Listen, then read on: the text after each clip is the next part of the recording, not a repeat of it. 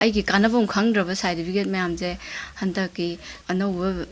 ꯂꯩꯉꯥꯛꯁꯤꯅ ꯑꯃꯨꯛꯇꯪ ꯁꯛꯈꯪꯕꯤꯅꯕ ꯄꯥꯕꯨꯡ ꯕꯤꯔꯦꯟꯅ ꯑꯃꯨꯛꯇꯪ ꯌꯦꯡꯁꯤꯟꯕꯤꯗꯨꯅ ꯑꯩꯒꯤ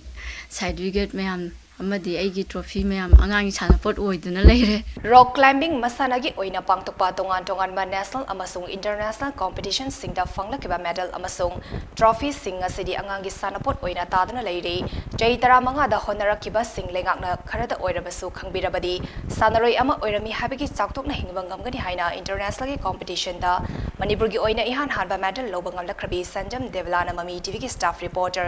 सौगाइजम ज्ञानन अमसुंग वीडियो जर्नलिस्ट लाइक कांतदा यामना पुनिंग सोंथना फोंदरकली मसागी चही 35 सुरबी संजम देवला हेरोक असेंबली कंस्टिट्यूएंसी की मनुंग चनबा वेंगी मखा लेकाइदा लेबा एस हेनी अमसुंग एस पिसकी मचा तरुकी मनुंगदा अहुम सुबी ओइना ताइवंग खुंगदारकी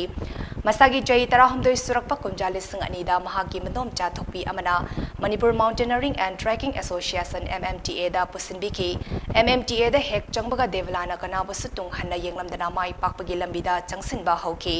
माकना यावरबा नेशनल अमसुंग इंटरनेशनल थाकी कॉम्पिटिशन सिंगदा अमुक्तगी हेना मनम लेवाक तारखिदे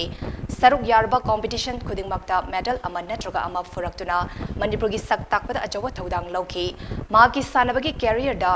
पुन्ना मेडल अमसुंग ट्रॉफी कुंट्रागी मतकता फंगबा ngamki मसिगी मनुंगदा इंटरनेशनल की थाकता पांगतोकपा कॉम्पिटिशन की मेडल मरी यावरी कुमजाली संगनी 15 फावबा मसाना असिदा चंगथोकना सानरमलबा मतुंग पुंसिगी हिंगदबगी लानफमदा अमुक माई ऑनसिलकी बेंगलोर दा लेबा एडवेंचर क्लब अमदा हौगलकलिबा सानरे सिंग ताकबी तंबीजुना पुंसिगी अनोबा लमाई अमा हंगदोकी मा कुमजाली संगनी कुंदा वांगजिंग एसिगी मनुंग चन्ना लेबा करिंबिखोक मयाई लिकाइदगी TH इंद्र कुमार गा पुंसी लेपुन सेमिनाकी युम पालबा मतुंगदगी दी मसाना असी पुरा थादोक्तुना युमगी कुमनोम सुरगा leihoure वेंगी दा लेबा अपोकपा अमसुंग अपोकपिगी युमदा अखनन उनाबा अमदा देवलान हाई कुमजाली संगनी तरादा कजाकिस्तान दा पांगतोकपा एशियन यूथ चैंपियनशिप दा गोल्ड मेडल लोबा ngamlaki मागना मणिपुर थोरकपदा मतम अदुगी हेरोक असेंबली कंस्टिट्यूएंसी की MLA यावना मियामगी मिफम अमगा लोइनेना माग पोहराव तयामना ओकी ओपगी थरम अदुदा महाका चानबा लेंगाकी थबक अमा पीरगनी हाइन MLA ना थाजबा पिरमखी अदुबु ngasi फौबनम सिंदुल लेखिबदगी निंगबा काइबा पुंसी मरेल अमदा हिंगलकी हाइना महागदा फोंदरकी 2010 सिदा कजाकिस्तान दा सानबने दो सिदैदा गोल्ड मेडल फंगे अदु मयामना हरावबिदना कोई इंडिया की माई पाकपा पुरैनी हाइदना कोई सिदैदा चाउना दुम उपिबा तौगे कोई लोकल की MLA सिंग यावदना खोतना ओपकानदा हाइबिरे मखोइना आई नाइ नंग थबक मतिक जाबा नाइगे चानबा अमा हापिगनी हाइदना अदुई मतुंग दाबजे मखोइदा आइजे याम हरावरे अदुगा चानबा कयामा नेशनल कयामा अदुई मतुंगदा चले म अदुगी मतुंग चपजिबोक्ता कायमता हाइरक्ट्रे चलुब मतमदा पोस्ट तो कौद्री लाक्ता तोइनी खोलिने अदुम हाइ लेरे आइबियाबा ngaire अखोइजे 2014 सिदा अमु आइना ओइना तानारे तानाबा कानसिदा आइजे आयौरुरे चेजे थाजनबा कानसिदा आइगिजिदि ओलंपिक चंदेन हाइरे ओलंपिक चंदबनिना चनबा कानसिदा तौनबान हाइदना मखोइ हाइरकपने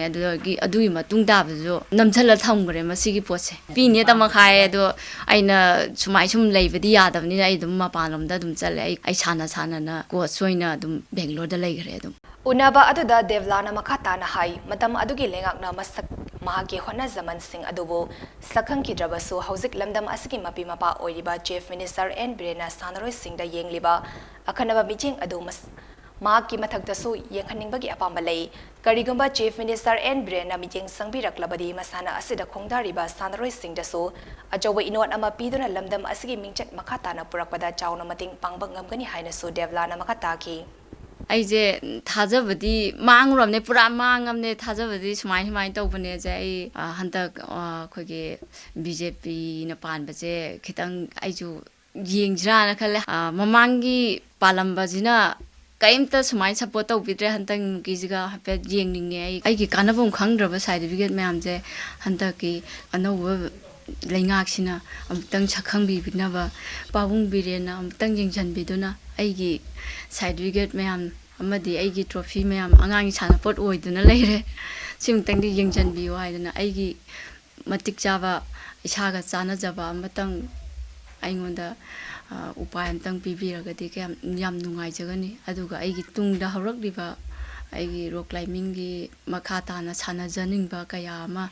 makhoigi dasu नौने इनोट हाप ओइना ꯑꯩꯅ ꯄꯥꯕꯨꯡ ꯕꯤꯔꯦꯟꯗ ꯍꯥꯏꯖꯔꯤ꯫